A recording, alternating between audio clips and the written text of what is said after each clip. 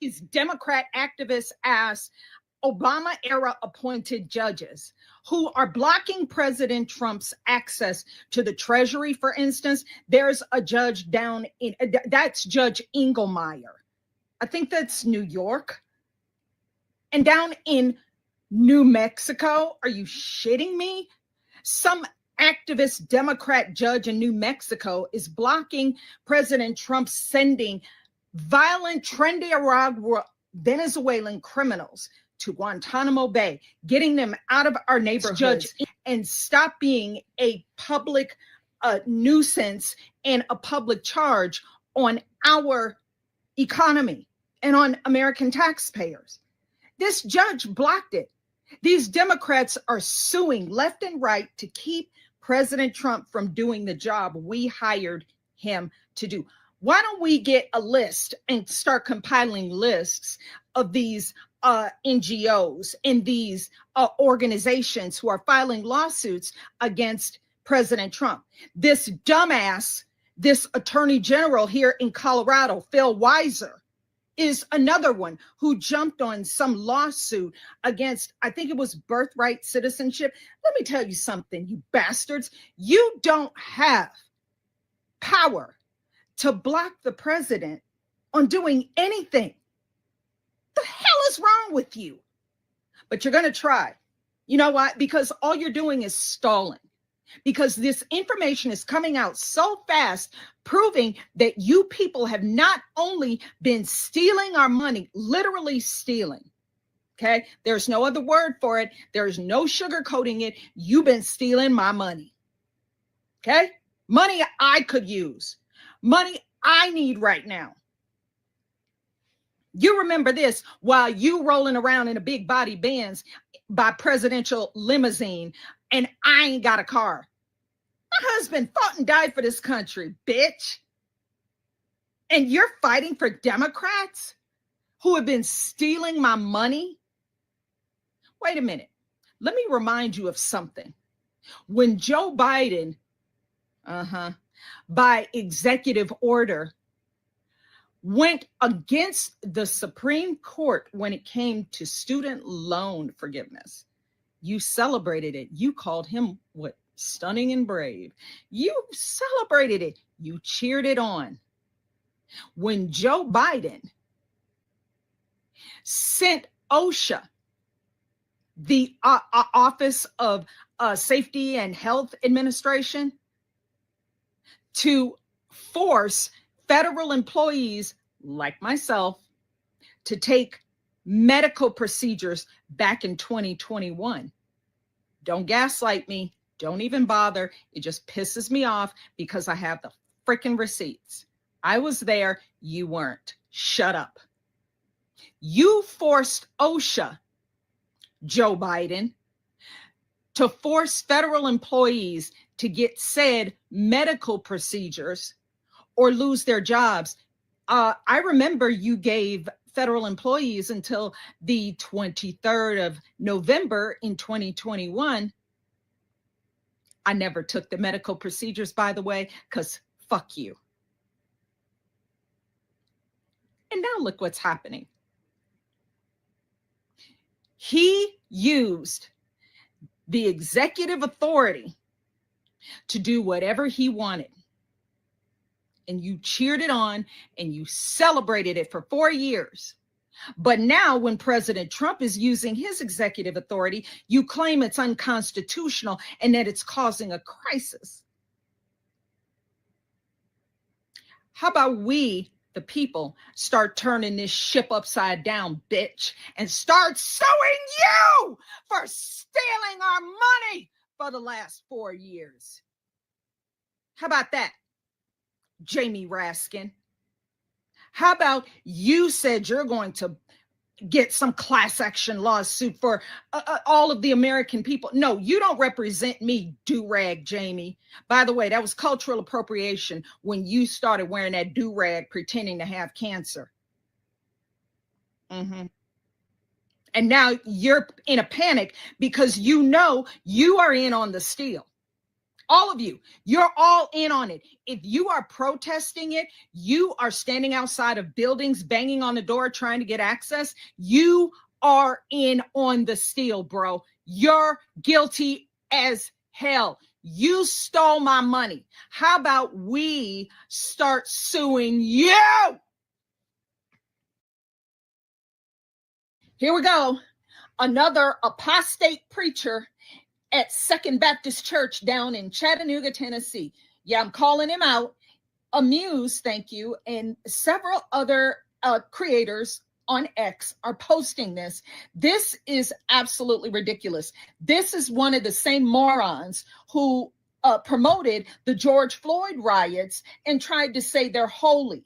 This is the same caliber of moron who supported the abortion queen, Kamala Harris. He is sitting here, he is standing here in the pulpit telling his parishioners that Elon Musk is stealing their Social Security check. Listen to this clown.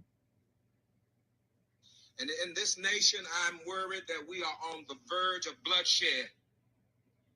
This is an attempt to take us back to a day that we do not want to go, and we will apostate. Therefore, there will be conflict. I pray that the peace of God will win out and overcome the madness that is attempting to take over this nation. God doesn't hear you. And I will say to you, beloved, no one likes violence, but sometimes violence is necessary. When Elon Musk forces his way into the United States Treasury and threatens to steal your personal information and your Social Security check, there is a possibility of violence.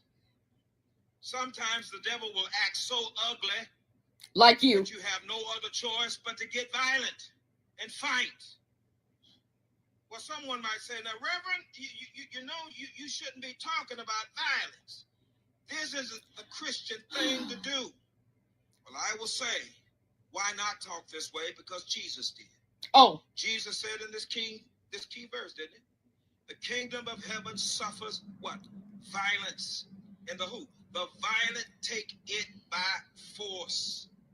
The kingdom of God is a war zone. It is a battlefield. You did know this, right? Finally, listen, you are the most recognized person in the world. Finally, listen, you are the most recognized person in the world. That moron supported Kamala Harris, number one. He lied to his congregation and said that somehow the Lord sent her, even though she is literally a witch who wants to sacrifice. She's never had any children of her own, by the way. Never carried life inside her, but they promoted her to the nth degree. And now these same apostate, lying-ass black preachers are lying to you and trying to convince you that it's Elon Musk who's stealing your money.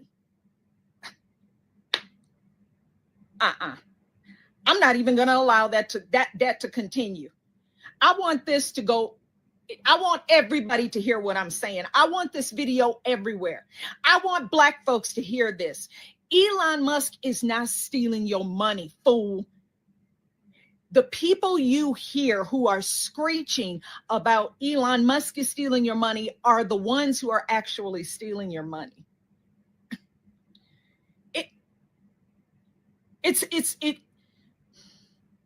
These same Democrat politicians who have been in your district for decades and have done nothing for you, your neighborhoods are still in poverty. Your roads are still full of potholes. Your soup kitchens are overfilled. They dumped a bunch of illegal aliens in your neighborhoods and pushed you out and gave them thousands of dollars a month in benefits. They put them up in luxury hotels while your uncles, your aunties, your cousins, your nephews, your brothers, your sisters, your congregants slept outside and had nowhere to go. And now they're trying to convince you through these apostate preachers that somehow Elon Musk, because he was given access so that he and his Doge team could figure out where trillions of dollars have been going for the last 4 years. Your money that you are forced to pay. Elon just showed up. The president has not even been in office 1 month. You've been broke for 30 years. How the freak is that Donald Trump's fault? You have had the same congressional representative for the last 20 years. But somehow Donald Trump, who just got there 3 weeks ago, is the reason that prices are high. Come on, man. I'm going to need you to think. I'm going to need you. My father used to say, use your head for something beside a hat rack. Now I know what that means.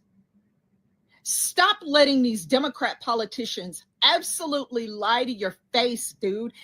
Elon Musk is the richest man on earth. He's worth hundreds of billions of dollars. He doesn't need your little social security check. That is insane to even listen to that garbage. Stop listening to Democrats.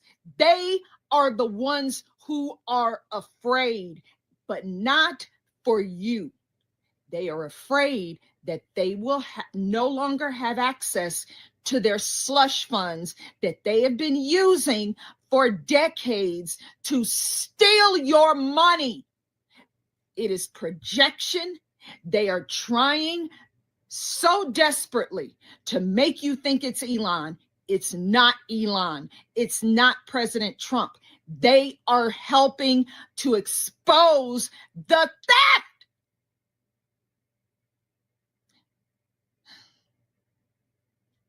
Please stop. Elon Musk is not stealing your money. You know, I actually wish that the government would extort us more. My name is Beck. My pronouns are they, them, and Elon is he's a threat to democracy. You know, I'm concerned. It is in the nation's best interest to continue being extorted by the government through taxation, and it is frankly none of our business where they're spending that money. I saw a report that Elon found $4.7 trillion of untraceable spending from the Treasury Department. Who does he think he is? It is none of our business. You don't understand. Government transparency is a threat to democracy. $2.7 trillion in improper Medicare and Medicaid payments? No. Our healthcare system is literally perfect. They said that they found 20 million Americans over the age of 100 receiving Social Security benefits. Assuming that that is fraud is frankly a threat to democracy. USAID is not a money laundering organization. And if you ask questions, you are a threat to democracy. No, listen, I hear you. The Pentagon failed their last 7 audits in a row. But if I mess up on my taxes, I can go to jail. And that's okay. It's not a double standard. It's not. You know, at the end of the day, I hope and I pray that they get Elon out of there. They need to get him out of there and then just get back to extorting us through taxation without transparency. It's democracy. That is how we save it. Mr. Fix-It, that they're doing satire. They're making fun of it. They were making the points of how stupid the Democrats sound. And the first one was Karen Kennedy. I'm still trying to get her to come on. I can't seem to work out a time that both works for both of us. There's been a few times she could do it and I couldn't, and vice versa. All right, the main one I was bringing, I thought this was really interesting. I was trying to get another Jayda Fransen's video on here from England and see what things are going on there. And she had this pretty good one about the Crusades that I thought was pretty interesting. So I thought people might find this interesting. Like I said, I'm going to fast forward it.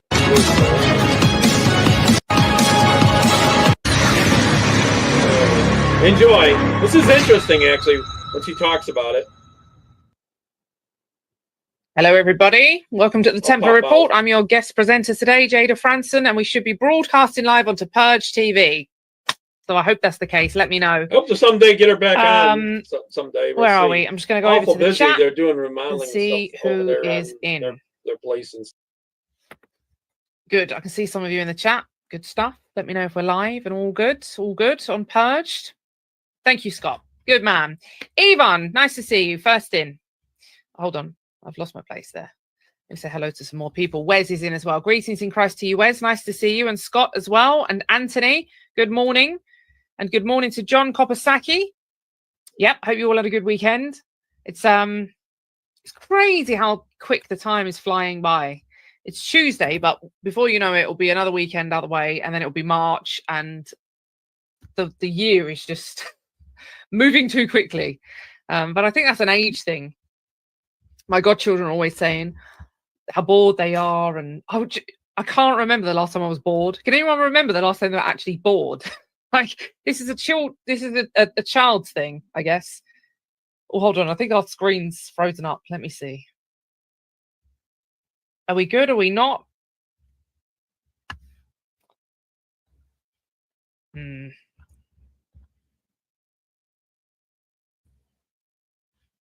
How are we doing now? I think the screen's having a bit of difficulty. I don't know if we're buffering. Let me know in the chat anyway. Frozen, yeah. Am I back? Who knows? I think so. I seem to be back. There's a bit of a lag, so let me know. Just talking about how the weeks fly by, but there we go. I'm back. All right, thank you, John. I don't know what happened there. Actually, I think Dennis is going to find this slow today. It's moving a bit slow, but anyway, let me say hello to some more people. John Kopasaki, before I lose you all again. John Kopasaki, nice to see you. Brian as well. Good Tuesday to you. And Charles, nice to see you. And Ragnar as well. And Tom H, nice to see you. And who else have we got? Brian Siddock. Yeah, I don't know what happened there. John says, I'm going to speak at an upcoming City Commission meeting on Islamic fundamentalism in our area. I could use a few notes. May I email you? You may indeed. Yes, please do.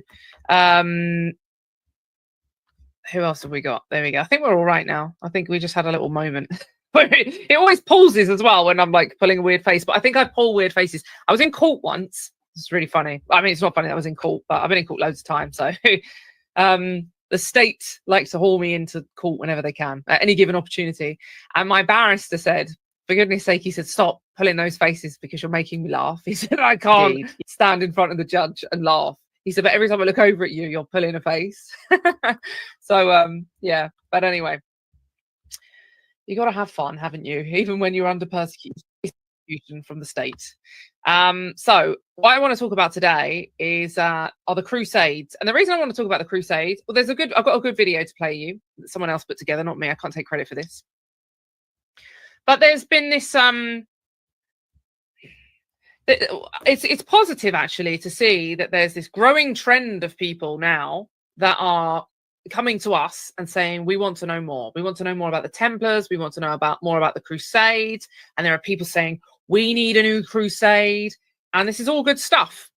But I think it's really important in the first instance that we understand as Templars and people, prospective Templars maybe that are watching thinking they're interested in joining, but can they possibly justify the history of the Templars? And we've had a few inquiries come in. As Jim may have told you, I've been handling a lot of our administrative needs lately and trying to overhaul some of the systems for the Templars to make things run a bit smoother.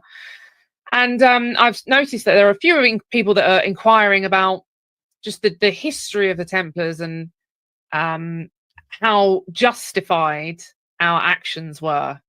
And it's really like a massive smear, but it doesn't take long for these things to grab on. Like we've seen these efforts, these are very intentional campaigns that we see waged by our religious, political, just ethical opponents, the left wing in the large part. But I don't even really like to buy into this narrative of left wing and right wing anymore, because actually what we're dealing with is good and evil. That's what we're dealing with.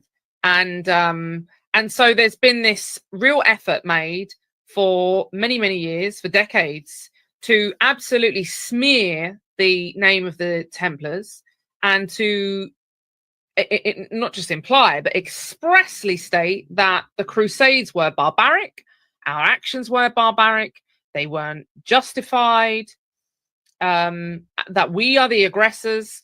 And what that does is, as usual, or what it's done, is it's given this kind of strange like immunity or impunity, I guess, to the Islamic world, which is ever encroaching into our Western world, and not even by stealth, really. These people are being invited in. They're certainly being invited into my country in their droves. And so it's not even like we're witnessing a kind of colonization by force. They're being invited in by our leaders. And at the same time, there's this narrative that Christians who defended Christendom as a reaction to being oppressed in our own lands and conquered in our own lands are somehow at fault. And I think it's very important that people are able to defend themselves and defend this narrative, or absolutely just rebuke and disprove this narrative, because it is entirely false. And I'm not into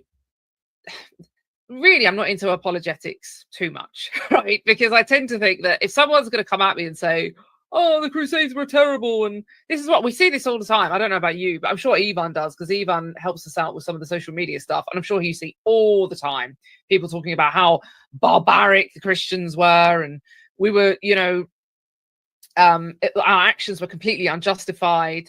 And it is just simply not the case. But it has led to this strange thing. And I'll just give you, this is just anecdotal, but I'll tell you this anyway, because I was doing an interview the other day on a channel called UNN that's here in the United Kingdom, and we were talking about the fact that there's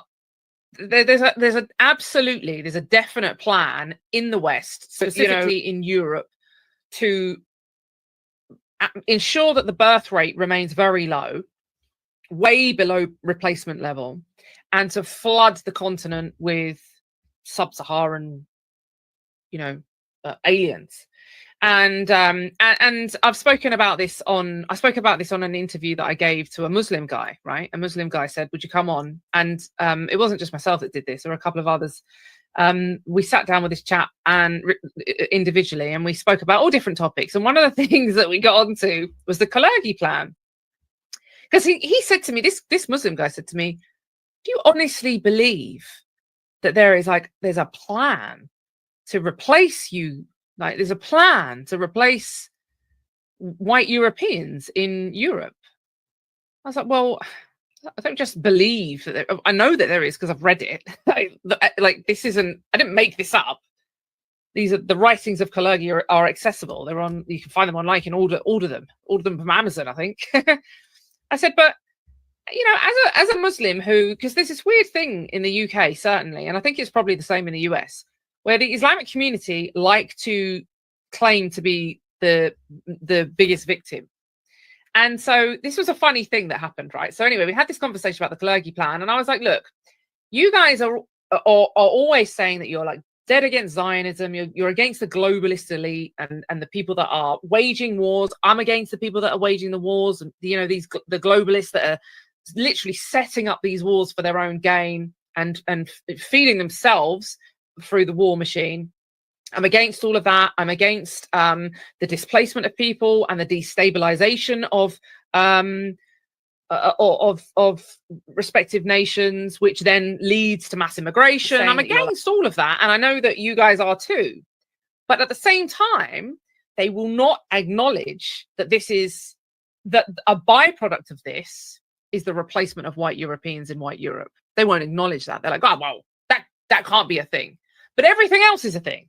Them being displaced from their Islamic lands, them being oppressed, them being bombed, and all of that does happen. Like, the West do meddle in the Middle East, and we destabilize the region, and then that does cause mass immigration. And this was something that I warned about right at the start. It was like the 9th of October. So we had the October 7th fiasco, where Hamas apparently infiltrated the terror state of Israel by I think drones and I don't know whether they had parachutes this time. I think they had parachutes, and they had tractors and motorbikes, and nobody was able to defend the border, even though it's the most defended border in the world. Anyway, we saw all of that, and something I warned about was this is going to cause further destabilization. It's going to cause further immigration into Europe. Mark my words. And so anyway, the Muslims seem to be able to acknowledge all of that, but they won't acknowledge that the extinction of us, of our people, Europeans, is on the cards, is part of this plan. And I think it's because the kind of victim mentality, maybe. I don't know.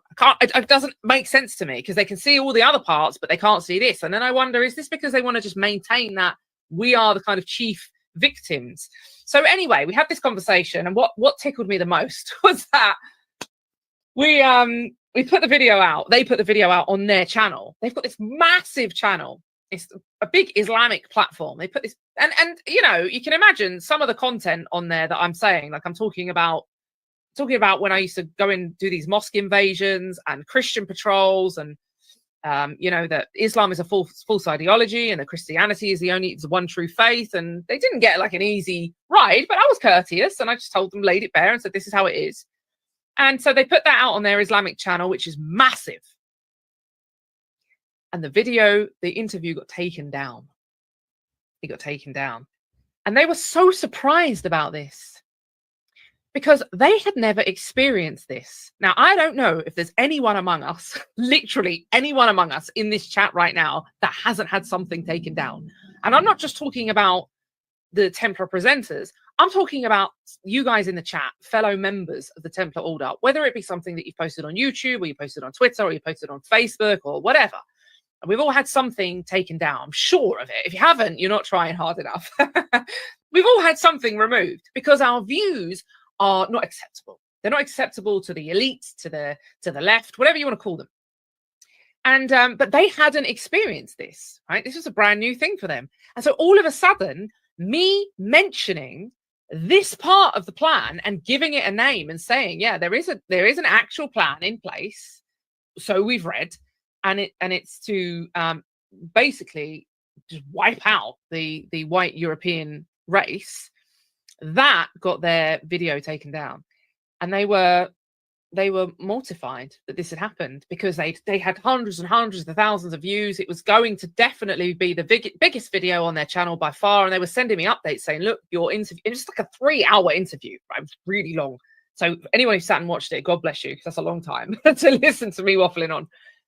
But it was on track to be like the biggest one that they'd done, and bang, it got taken down. And I was like, welcome to our world. Now you're getting a taste. These people, the Islamic community in the West, have been fed this false narrative that they are oppressed, that they are the most oppressed people in our lands. In our lands, I want you to remember that, our Christian lands. The Islamic community, by our own governments and our own respective establishments, whether it's the US establishment or the UK, throughout Europe, they have all been convinced that they somehow are oppressed by us, and that we have built up the wrong opinion of them. And that, even the whole Islam's a religion of peace. I spoke to this guy that I sat down and did this interview with, and he was like, I don't even know where that came from. Islam means submission to God. It doesn't mean peace. No one said that Islam means peace. Like, that's a nonsense. That's something that you guys made up, pointing at us. He's like, your people made that up. My people have never said that. So all of a sudden now, the Muslims were getting a little taste of what they thought they were the biggest victims, right? They thought that, because this is what the West has convinced them. They have no idea how difficult it is being a white, straight Christian, especially male, but, even as a female, they have no idea how difficult it is just holding traditional Christian values in the West. They have no idea how difficult it is to be against mass immigration, to think that ethnic nationalism is a good thing, whether that's ethnic nationalism between black people in Nigeria or white people in Poland or the UK. Or I support nationalism. I'm a Christian nationalist. And I thought that this was a very good lesson for them. I thought it was a good opportunity for them to see how this really works and how this has been running against us for years, decades. I mean, I myself have had my fair share of state persecution, but I'm not alone. And there are other people that are involved in this movement. I know certainly Jim and Nick have had their fair share of persecution by the state. None of us are strangers to it. And even on a maybe a less public level, I don't think any of us have said something in a public sphere, whether it be on one of these social media platforms, and we haven't been oppressed. We haven't been persecuted for it. We haven't been banned or cancelled. I mean, I've been cancelled in the extreme. Bank accounts closed, put in jail, assets taken. But it's still the same thing. If you're not in the public, if you're not speaking publicly, but you're on a Twitter platform and you've got a few hundred followers and you post something and it gets taken down and you're being censored, it's no different to the censorship that I got. Just the scale is maybe different. They've been convinced that they are the victims. They have no idea what it's like for white Europeans in white Europe.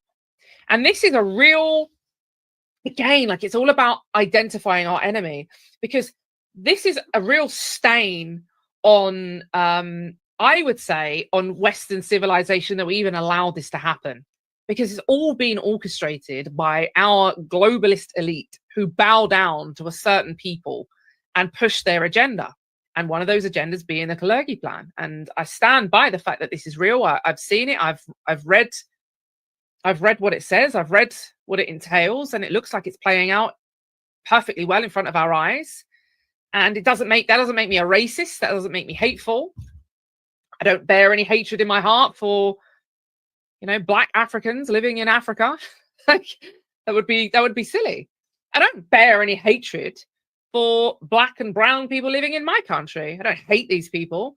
I don't want them in my country. I don't think that we should all inhabit each other's lands. I don't think it's healthy. I don't think it's biblical, but I don't hate these people. But I tell you what, I have a righteous hatred of, and that's the elite, and that's the establishment who have perpetrated this lie, and they've peddled it, and they've pushed it down, they've rammed it down everyone's throats to the point where the Islamic community believe it, to the point where the Islamic community, and I'm not justifying this, by the way, but where the Islamic community have reacted to this false narrative that the Western globalist elite have peddled, that they are oppressed and that they are subjugated and they are hated and that they should defend their culture, to the point where they have reacted by committing terrorist attacks in our lands against our people, because our governments are welcoming these people into our countries, then telling them, you are hated by our indigenous people and we are sorry for that. You are oppressed by the indigenous peoples of this land, and that's not good enough. We want you to feel happy here. We want you to bring your culture here. We want you to take over. All of this has led to terrorist attacks and colonization. There's entire towns and cities in the United Kingdom, that are majority Muslim, right? Whites are a minority.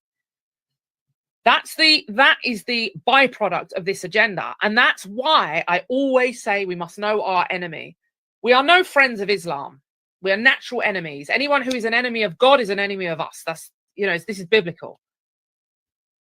But it's not that they're waging jihad and that our crusades are reactive to warfare, which is how Islam was built, is how Islam came into being, was through warfare.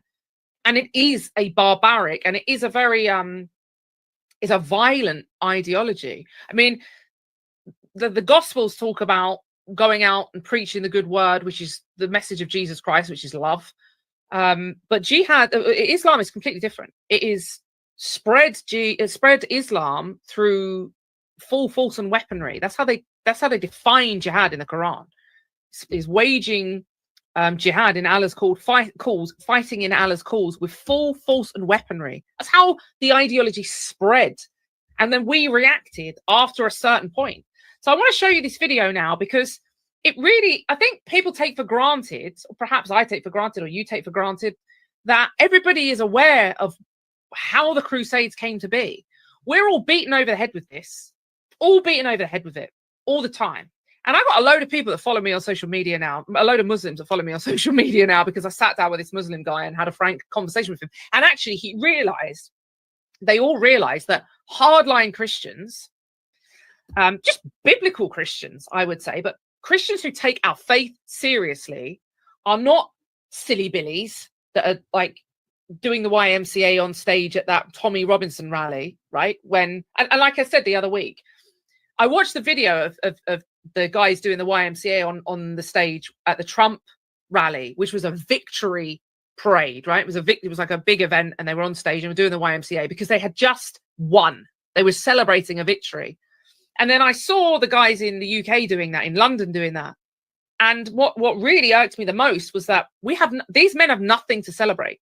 They have no victory to celebrate. They have not been victorious. We are actively being bred out of our own lands. It's not even that we're being driven out by force. They're outbreeding us because our country, our nation, our people are turning away from God and God's command. So to be on stage and doing the YMCA when 1 million girls have been groomed and raped in my country doesn't sit well with me. The men of this country have no right to do that. And I make no apology for saying that.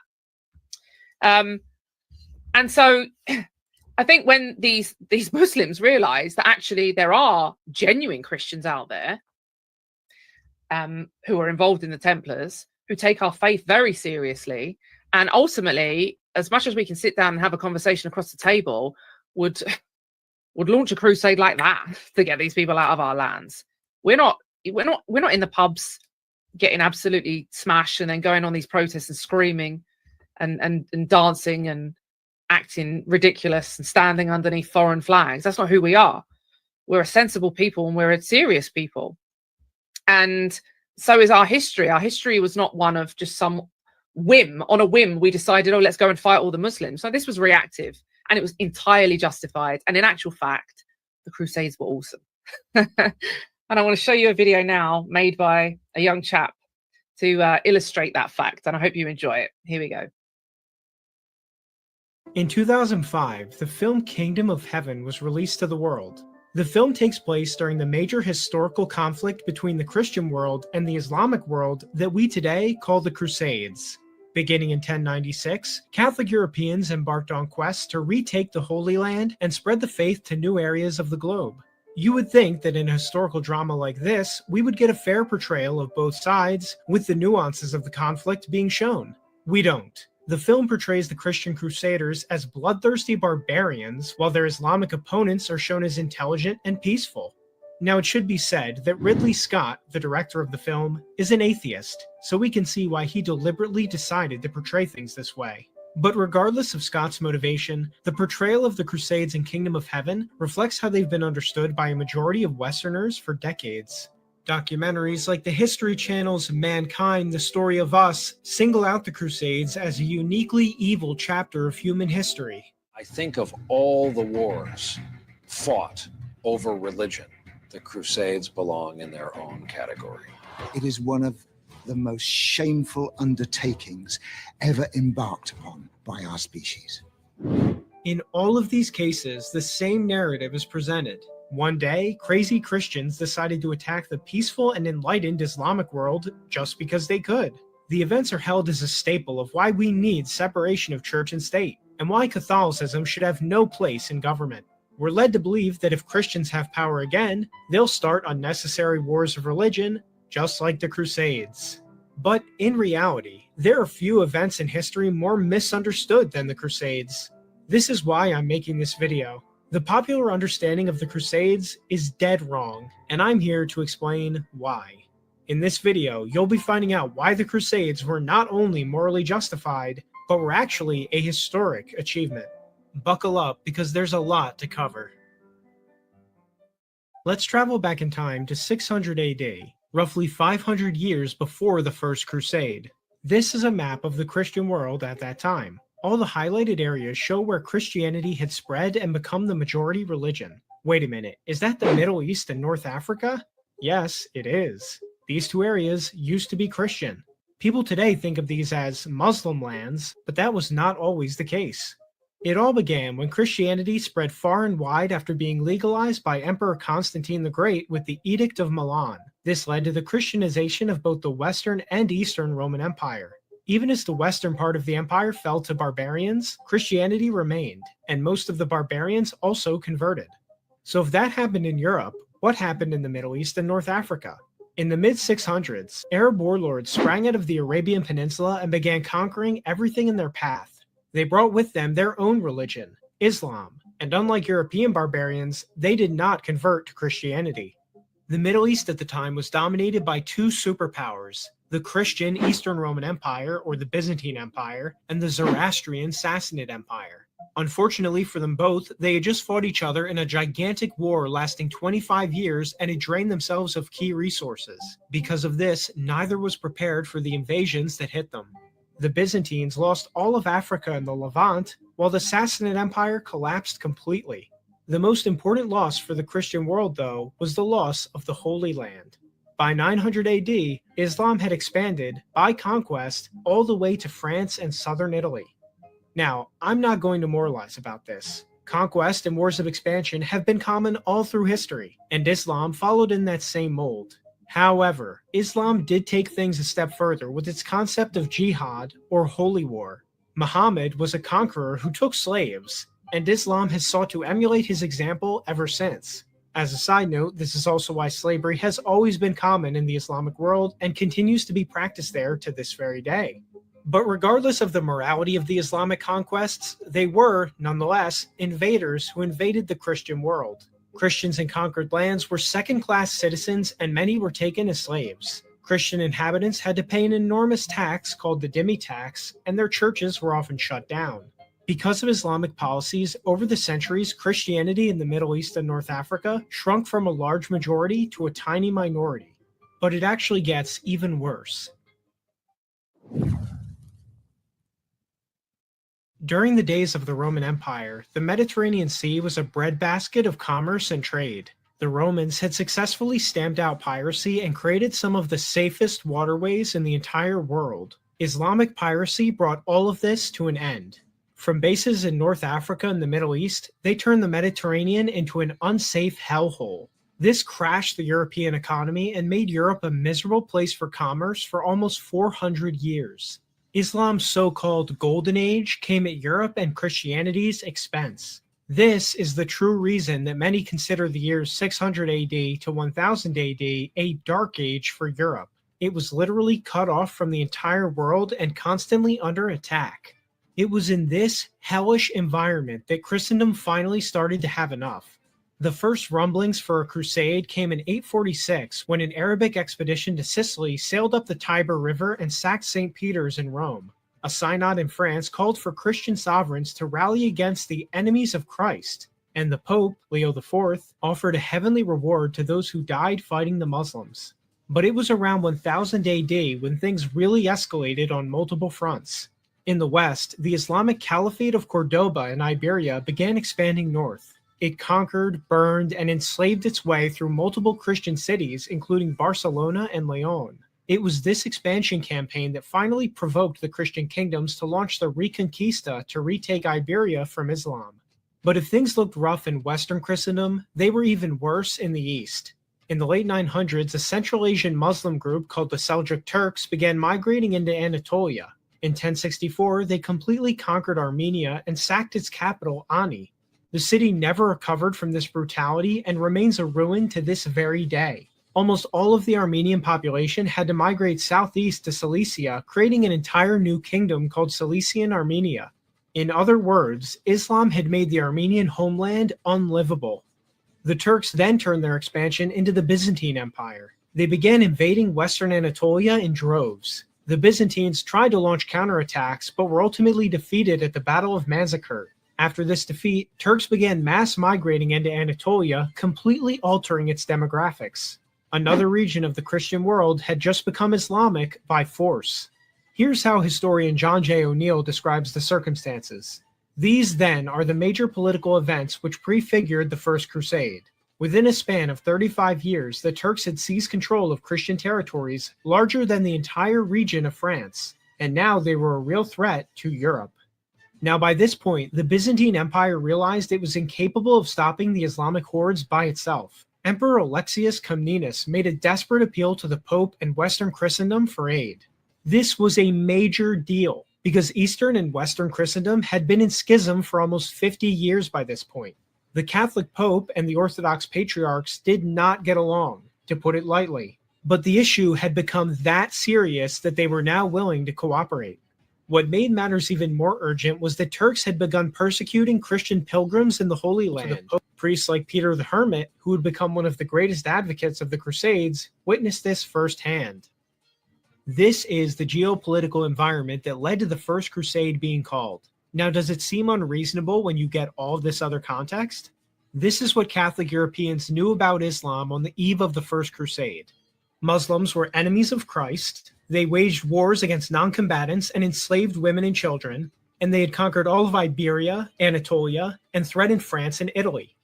It was important that this all happened at the turn of the first millennia. By this time, the elites of Europe were finally starting to become much wealthier and better educated. They were developing a much stronger grasp of history and world affairs. Europe was safer and more interconnected than any time since the Roman Empire. They were beginning to truly understand just how much damage Islam had done to the Christian world and how much of a civilizational threat it still represented. All the pieces were now in place for the Crusades to be launched.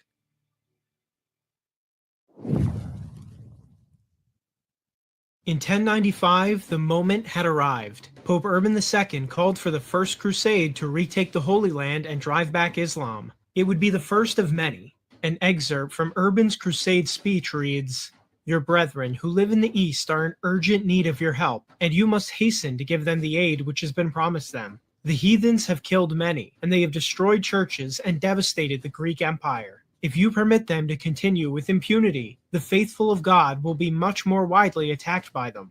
On this account, I, or rather the Lord, beseech you as Christ's heralds to publish this everywhere, and to persuade all people of whatever rank to carry aid promptly to those Christians. Let therefore hatred depart from among you. Let your quarrels end. Let wars cease. And let all dissensions and controversies slumber."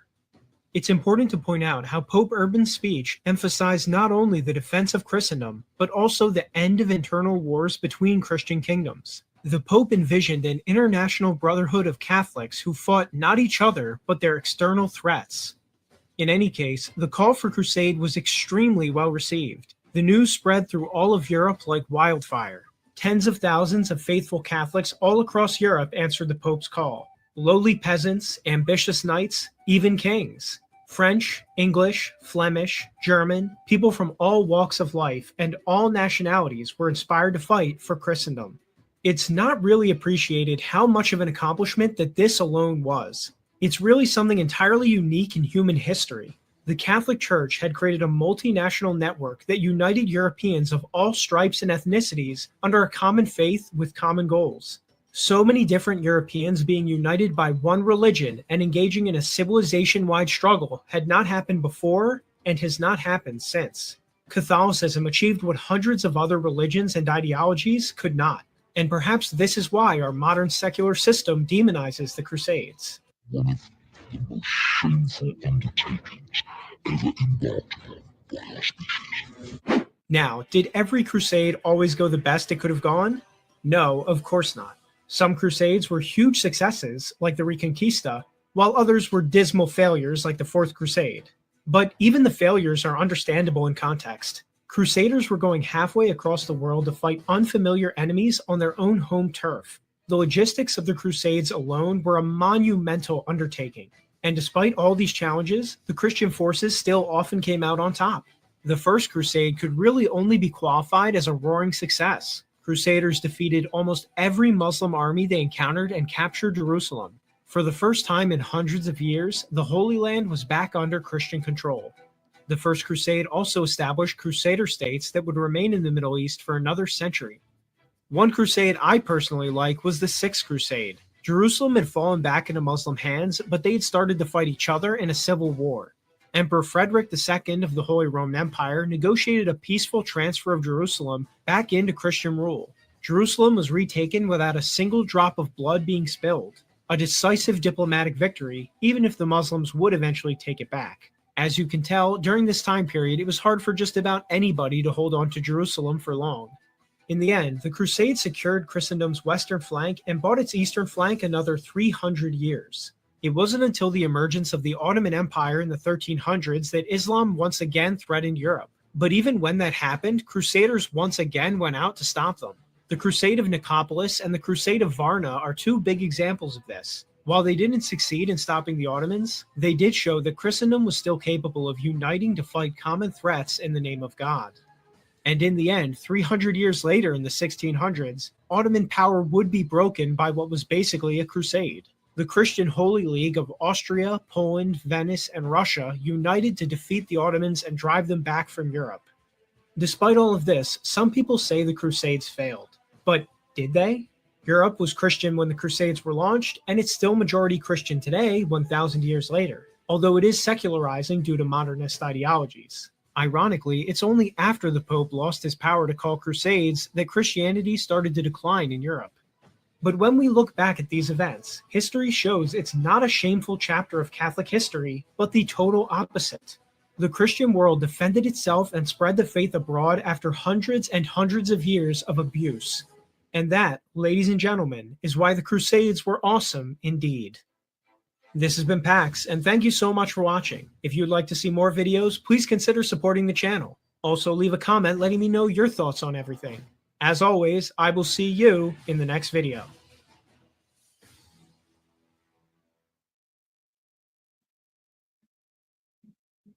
There you go. I hope you enjoyed that. I saw some of you say that you want the raw video uploaded to. I'll try and send it to Ivan, if that's all right, Ivan, because I'm I'm terrible in Discord.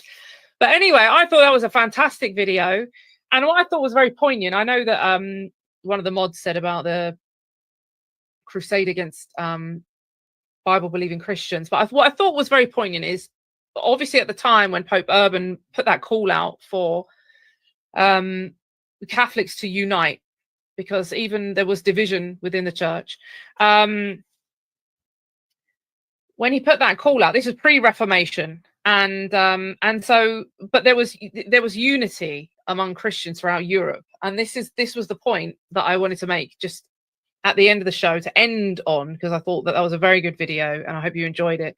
I thought the point to make was we do have a number of denominations within Christianity. We obviously have, and that we have people of different denominations within the Templar movement. I myself used to be a Roman Catholic. I'm now a Reformed Protestant. We have Roman Catholics. We have Eastern Orthodox, Protestants.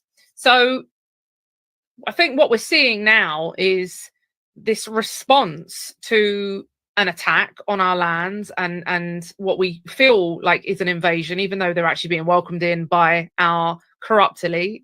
But and the response to that, the natural response to that is, the mod said, even Baptists, plenty of Baptists, I'm sure. The response, I can see it. It's tangible. And again, like I despise social media, so I try and stay off of it as much as possible. But I am on there really just to promote and incite the new crusade. But I see this growing thirst for people who want to know more about. They want to know more about the Lord. They want to know more about the Templars. They want to know more about the Crusades, because ultimately Christians throughout the Christian West and Christian Europe are seeing that there has to be unity among Bible-believing Christians against all of these foreign ideologies, these heresies, the heathens. We have to unite against them, and that is something that the Knights Templar Order offers that no other organization offers, none whatsoever. And it's an important thing. And of course, you know, the narrative in the video is very heavily talking about Catholicism, and that guy himself is a Catholic. I watch all of these videos. I see these guys are great. Like, these guys, they make so many videos. There's loads of different guys that I follow. And they all bicker, by the way. Like, they all bicker with each other, because I, as a Reformed Protestant now, who was a Roman Catholic, I've got people that I follow and that I know from both sides, and they bicker with each other all the time. But I think the one thing that we can all unite on is our faith in the Lord Jesus Christ, and that has to be at the forefront of everything that we do, and our defense of that faith. Everything we can argue about what we do with the water and how old we should be when we're baptized, and we can argue about all of that stuff all day long, but it's not helping us in our defense of Christendom. And so I think that it's very important that we ensure that we don't spend our time arguing amongst ourselves, as Pope Urban said at the time. He called for unity among the Catholics, and now it's the same thing, that the position that we're in, whatever denomination, whatever Christian denomination you identify with and as, we have to come together, because this is an attack on Christendom. It's an attack on the one true faith. And I'm very pleased and privileged to be part of the only organization that offers a home for people from different denominations of Christianity to all come together. And we see that we've all come together at our knighting ceremonies. We have another one of those coming up in June, by the way, which I think is sold out now. So I'm looking forward to seeing those of you who made it in. I think there are people that missed out, actually. There are quite a few people that missed out because they didn't get in quick enough. And I didn't see that coming. It was quick. We put it out once and it just sold out. So yeah, it's great. And I'm looking forward to seeing lots of you there. It will all be very good. And of course, the Christian Nationalist Party is in the making. At the moment, I'm leading the British Freedom Party, but there's a lot of work going on behind the scenes to rebrand into the Christian Nationalist Party. And that, again, will be a home for Christians worldwide of all different denominations to come together. And of course, you know, we work very closely with the Templars. So this is what we need now, is we need unity among Christians. And when I say unity among Christians, I don't even... I'm not talking about the people that put a cross or those plastic rosary beads around their neck that you get in jail. Like, I've got the plastic rosary beads that you get in jail, but there's a lot of... I got told, I don't know when this became a thing, but I got told that people wear those as like a fashion statement to pretend that they've been to jail. I don't know when going to jail became a fashionable thing, but there we go. But anyway, wearing a cross round one's neck doesn't make them any more Christian than standing in a garage makes them a Mercedes. So, you know, it's important that, because there are a lot of people that are trying to hijack our faith from within. So our crusade isn't just one against the Muslims and the Hindus and the Jews and the Buddhists, who are all illegally occupying our lands. Like, they have no right to be in our lands and spread their false ideologies. None of them. Whether our governments have invited them or not, we haven't given them that mandate. Like, we have been given no say in this. But we also have to push against the people that are trying to destroy our faith from within. And we know that they're going to do this because it tells us in the Bible. So there's a group of Bible-believing Christians, and they're called the Knights Templar. And we have a big weight on our shoulders, and we have a lot of responsibility. But let us proceed in our new crusade. And I'm very privileged to be in good company. So I hope you all enjoyed the video anyway. Thank you very much for tuning in. Yeah, the Templar Report said, look at the scoundrel Russell Brand. Russell Brand, I cannot believe Russell Brand is portraying himself as a Christian. It's really offensive. I mean, I get really wound up by these people. I can't look at it. It really annoys me, because it's no different to Andrew Tate when he was accused of raping a child, no less, and trafficking young women and children, minors. It's no different to him coming out and saying that he's a Muslim because he thought it would afford him protection, and his brother Tristan Tate coming out and saying that he's a Christian because he thought it would afford him protection, and he thought that fellow Christians would therefore support him, because if he just says Christ is king, then we're all going to say, oh, he's one of us. No, I can spot them, you can spot them, and the mod can spot them. And Russell Brand is the latest one. Has been accused of all sorts of really, I mean, look, not even just accused. I don't know if you guys remember, I think it was maybe the year before last, I played you a video from an episode that he had put together on some show that he was doing, and it was so bad. I had to give a warning before I played it, because it was absolute, and I didn't even want to play it. Like, I really struggled at the time and spoke to some of the elder members of the Templar Order and said, look, should I even do this? Because it was so horrific. And those of you who remember it will know it was so horrific and so degenerate and so disgusting. But the consensus was, no, you need to play it because people need to see what he's really like, because he is masquerading as a Christian.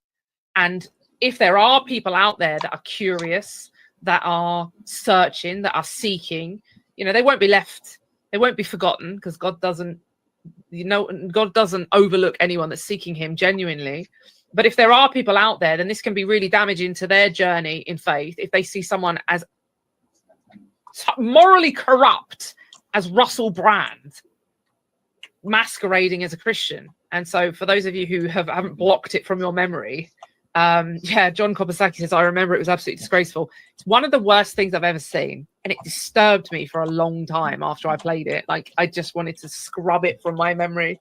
But sometimes we have to face things that are really uncomfortable and really awkward and really disgusting, so that people are aware. So anyway, yeah, the enemies are within as well as in these foreign ideologies. So we just have to look out for them, and we just have to, as Jim always says, we have to stick close to God, and you won't go far wrong. That's what we have to do. So everyone, thank you for tuning in. I think Nick's on the British Freedom Party, or Christian Nationalist Party soon to be, channel tomorrow at 5 p.m. And then I believe Brother Dowson is on the show on the Templar Report on Thursday, and I, God willing, will be on the British Freedom Party channel on Friday. That's the plan. If the good Lord spares us. So I hope to see you all then. And everyone, enjoy the rest of your week. Stay safe. Whatever it is that you've got planned, try and stay away from the crazy. And God willing, I will see you all later in the week. Take care.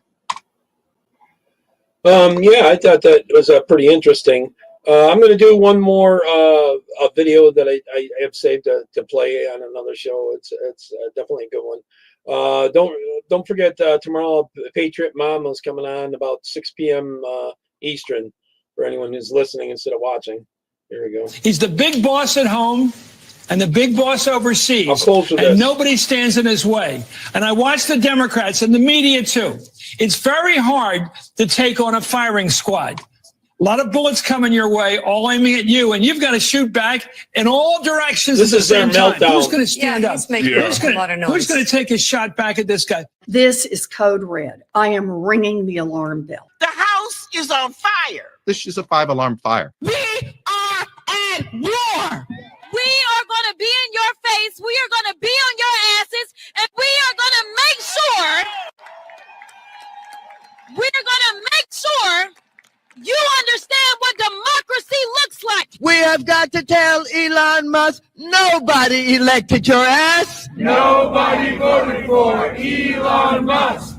Nobody voted for Elon Musk. We have unelected billionaires running the country. Deport illegal billionaire immigrants. So now you guys are for deportation. He's not an elected official. He wasn't confirmed by anybody. He is illegally accessing taxpayer money and Social Security money, and he has absolutely no right to have his sticky rich fingers in the American people's money. What don't you like about Musk? Awful person. He's also a thug, and he's not elected. He's a brainless. But the So what about all the people that aren't elected? They're cowards. Should we get rid of anybody who's not elected? You. Fuck Elon Musk! He is a low down, dirty, no good person. I don't want an awful person for president. Anybody else need an awful person for president? No. So what's Somebody that looks awful. Someone that's rude and nasty and has no redeeming qualities. Elon Musk is a Nazi nepo baby. You're holding a sign that says Elon Musk is a Nazi. Can you explain to me why Elon Musk is a Nazi? I'm not here to answer questions. You're not here to answer questions? Is somebody paying you to hold this sign here?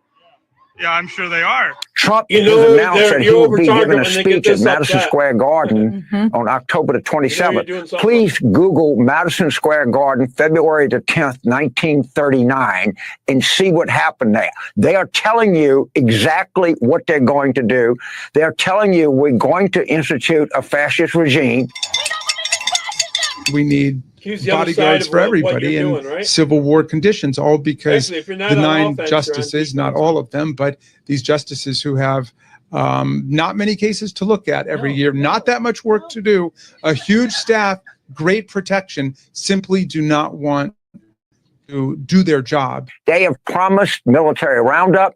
They've promised the gates of hell will rain on the enemies. The Supreme Court has green-lighted it. I'm afraid we're going to have a civil war. We're going to fight it in the courts, and we're going to fight it in the streets. There is power in fighting back. Power. When the people fight, we win. When the people fight, we win. We will not take this. We will fight back. And God damn it, shut down the Senate. Shut down the Senate. All you your Glocks and your switches and your shiesties, we need you right now at the White House. So you want Trump to get shot? I do. Why? Get rid of him. Because conservatives are dangerous. And I will say to you, beloved, no one likes violence, but sometimes violence is necessary. I want Trump in a body bag. I want John Kennedy Jr. in a body bag on TV. I'm not dealing with this for 4 years. Both of them, or one of them, needs to get shot in the fucking face. We're not doing that grazing his skin, his ears, okay? We're going full-blown Lincoln, full-blown Kennedy right now. We are on the verge of bloodshed. There will be conflict. I hope to hell somebody kills him. We need a better class of assassin. Well, that's what we need. Somebody is going to have to, preferably someone who's already doing it, you know, so one of y'all, but somebody's going to have to just throw their life away on this one, you know. Trump, you're going to have your head chopped off. Like, off with that mother's head. When Elon Musk forces his way into the United States Treasury and threatens to steal your personal information your Social Security check, there is a possibility of violence. Sometimes the devil will act so ugly that you have no other choice but to get violent and fight. And on days like this, a street fight.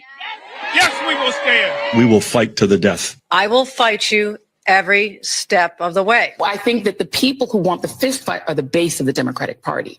Democrats want to see someone get up there and give a knuckle sandwich to Donald Trump. That's what they want. Well, someone might say, now, Reverend, you shouldn't be talking about violence. This isn't the Christian thing to do.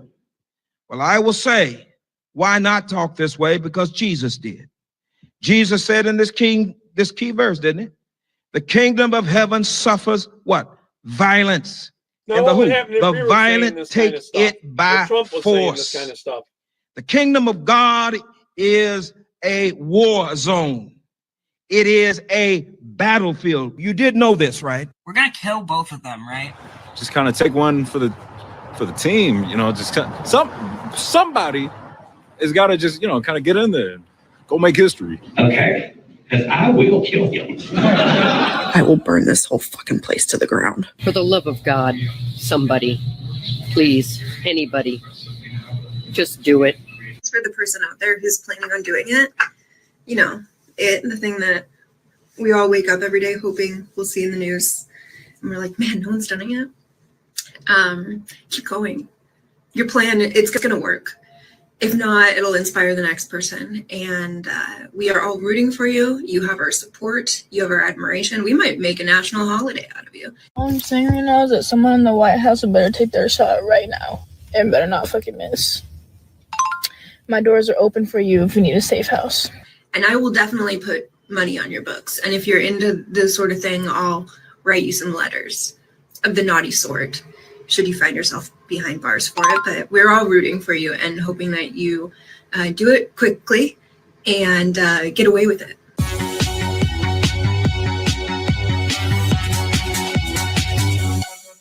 Some of the people in that compilation, particularly that woman at the end, saying, I will give you money if you kill President Trump, and I will shelter you, and I will give you sex.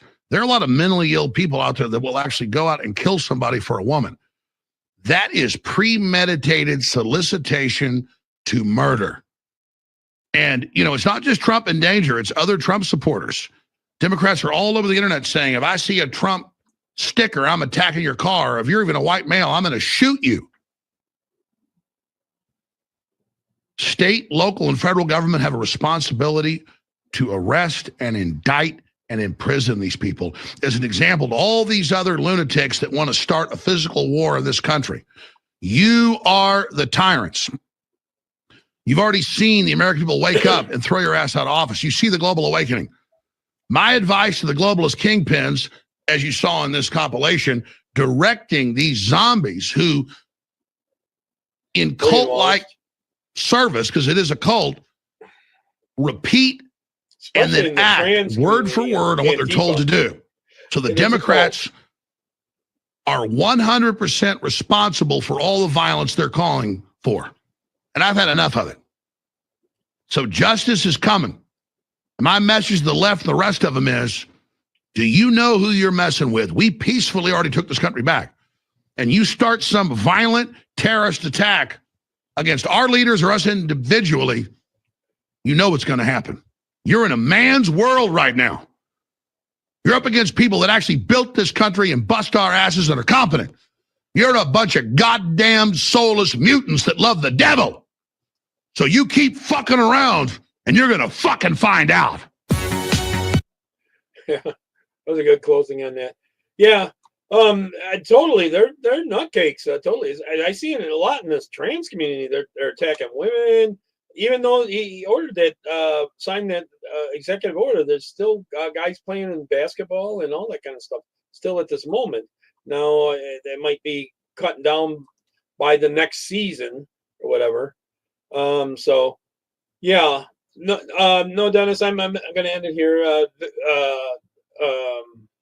The chicks are coming on. Rebel chicks are coming on in just a few minutes, and I was ending it here.